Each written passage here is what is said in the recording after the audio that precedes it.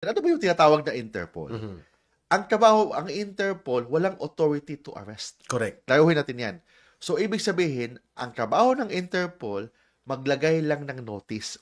Red notice Mhm. ka ba? Blue notice ka ba? Daming mga notices. Okay, Oo. mga depende sa mga Category mo. category ng isang tao. Mhm. Yung blue notice, alam ko, kasi based sa exposure ko sa litigation and practice, Mm. blue notice, parang parang binabantayan ka Parang lang. lookout bulletin. Lookout lang, tinitingnan ko lang anong ginagawa mo. Tapos imo-monitor ka. I-monitor ka lang, but hindi arresto. Monitor lang kung ano bang ginagawa ito ni kay Eric. Mm. Kaya gano'n lang, di ba? Monitor. May tinatawag na red notice. Anong din. kaibahan niya? Ang red notice, so may mga warrant sa ibang bansa, mga gano'n.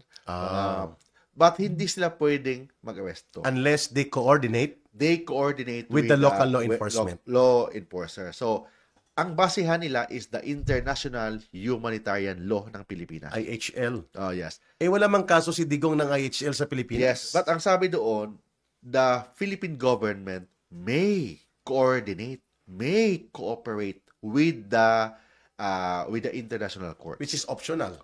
From the word may, optional. Mm. So, walang legal na obligasyon ang ating government. So mali ang